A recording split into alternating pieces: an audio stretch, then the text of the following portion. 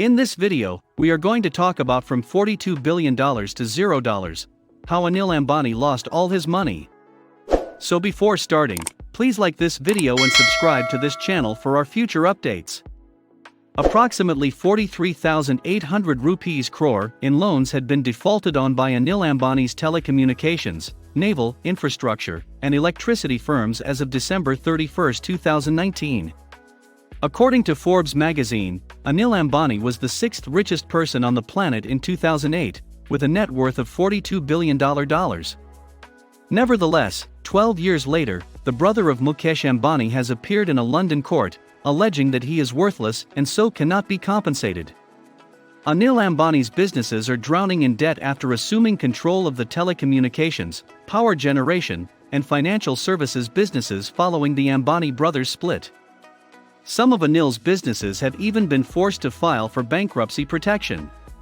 Anil Ambani's Reliance Group had a total market capitalization of 6,196 rupees crore as of June 2019, which included the 6 group firms that make up the company. Market capitalization stands at 1,645.65 rupees crore as of February 10, 2020, the last day of trading on the Indian Stock Exchange.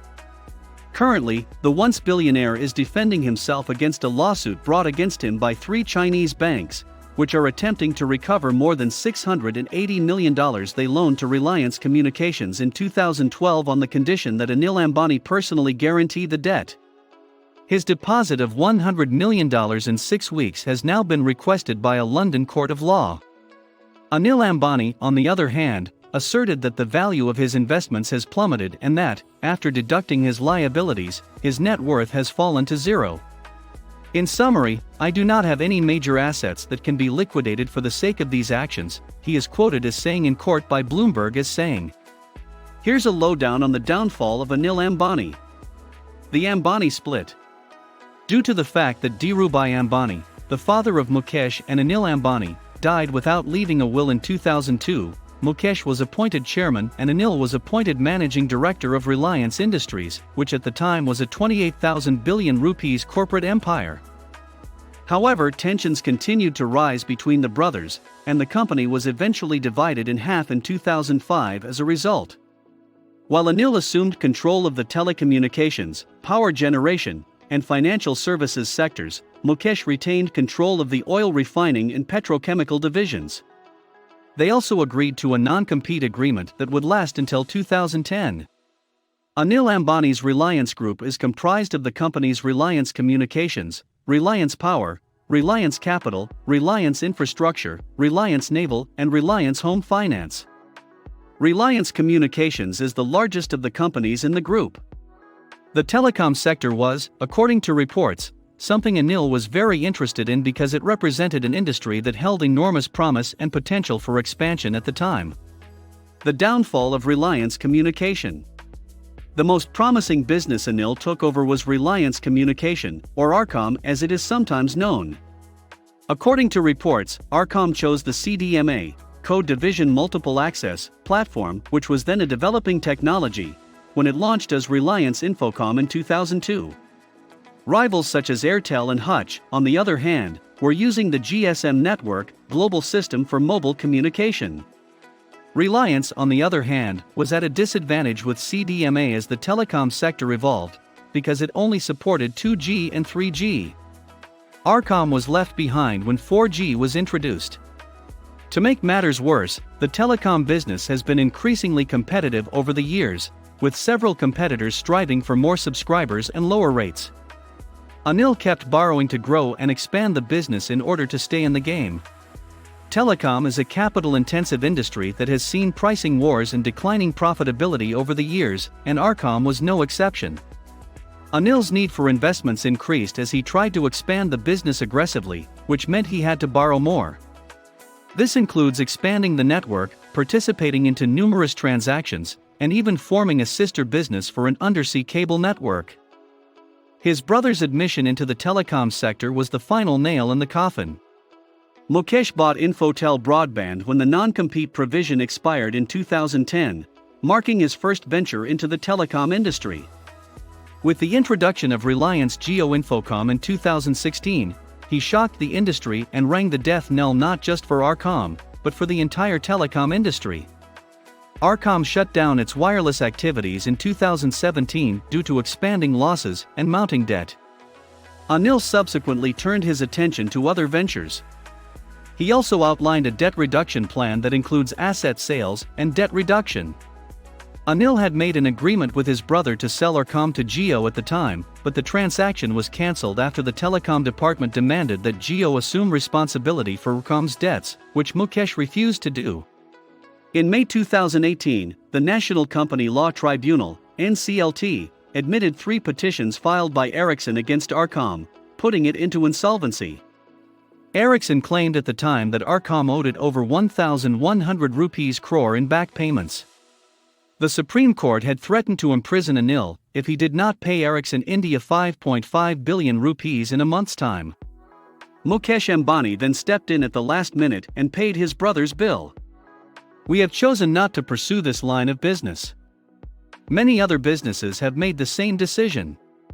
This is clearly written on the wall. Anil reportedly informed shareholders at Reliance Communications' 14th annual general meeting in September 2018. By 2020, Arcom will be in debt to the tune of over 50,000 rupees crore. The company's assets are up for sale. According to a CNBC TV 18 report, Jio has been named the highest bidder for Reliance Infratel, while UV Asset Reconstruction Company has been named the highest bidder for Reliance Communications, and Reliance Telecom Airtel, which also made a bid for these assets, was not the highest bidder on any of them. On the other side, Anil Ambani has been sued in London by the Industrial and Amp, Commercial Bank of China Ltd, ICBC, the China Development Bank, and the Export-Import Bank of China for defaulting on $708 million in loans, including interest. Anil Ambani was ordered by the court to pay $100 million as a result of this, which he is apparently planning to challenge. Reliance Capital. In May 2019, Reliance Capital exited the mutual funds business by selling its entire stake in Reliance Nippon Life Asset Management Ltd, RNAM. Both partners held 42.88% each in the company, while the rest is with public shareholders. Reliance Capital said at the time that the entire proceeds of nearly 6,000 rupees crore, $860 million, will be used to reduce Reliance Capital's outstanding debt by 33%. In July 2019, Anil said that the company will be raising 217 billion rupees by selling assets of various businesses. At the time, Reliance put its general insurance business, its private equity/real estate business and radio business on the block. In September 2019, Anil announced that Reliance Capital will exit its lending business and let its insurance units become long-term value creators. Reliance Home Finance and Reliance Commercial Finance are working closely with lenders to finalize a resolution plan, it was further announced. Anil told shareholders at the time that Reliance Capital suffered great collateral damage from the crisis in the financial services sector and irrational action by auditors and rating agencies, and the economic slowdown. Reliance Home Finance also defaulted on bond repayments. Reliance's infrastructure and power businesses. Reliance Infra and Reliance Power have not been doing well either. Both companies have been defaulting on loans. On January 7, Reliance Power informed the stock exchanges that it defaulted on a debt repayment of 685 rupees crore in Q3. After the default, Yes Bank acquired 30% stake in Reliance Power subsidiary Rosa Power Supply by invoking pledged shares. Meanwhile, reports suggest that Adani Group is in talks with Reliance Power to acquire one of its subsidiaries Vidarbha Industries Power, VIPL, which supplies electricity to Adani Electricity Mumbai. In the past, the Adani Group also acquired the Mumbai electricity distribution business from Reliance Infrastructure in 2017, apart from also buying 2 transmission projects from the company. As per reports, Reliance Infra had a debt of 148 billion rupees as of September 2019. Other businesses. As on December 31, 2019, Anil Ambani Group companies including Reliance Communications, Reliance Naval and Amp, Engineering, Reliance Infrastructure, and Reliance Power defaulted on loans worth over 43,800 rupees crore. In January 2020, Reliance Naval and AMP Engineering was admitted for insolvency proceedings by the Ahmedabad bench of the NCLT. This came after the company defaulted on dues to IDBI Bank, which first filed for insolvency proceedings in June 2018. According to reports, Reliance Naval has 9,492 rupees crore in loans outstanding. Recom's undersea cable company GCX also filed for bankruptcy protection in a court in Delaware in the US in September 2019. This came after GCX defaulted on payment of its $350 million of 7% bonds that matured on August 1. Overall, while Mukesh Ambani has gone on to become the richest man in Asia, brother Anil is drowning in mounting debts, payment defaults, and legal battles. As per industry experts, Anil Ambani was handed businesses with immense scope, but those which needed constant innovation and investment to stay on top of the game. While the country was hit with an NBFC crisis, a slowdown in the economy, and intense competition in the telecom sector, several observers say that these issues combined with reckless growth plans and an unchecked ambition has led to the eventual downfall of one of the richest men in the world. What do you think of our video?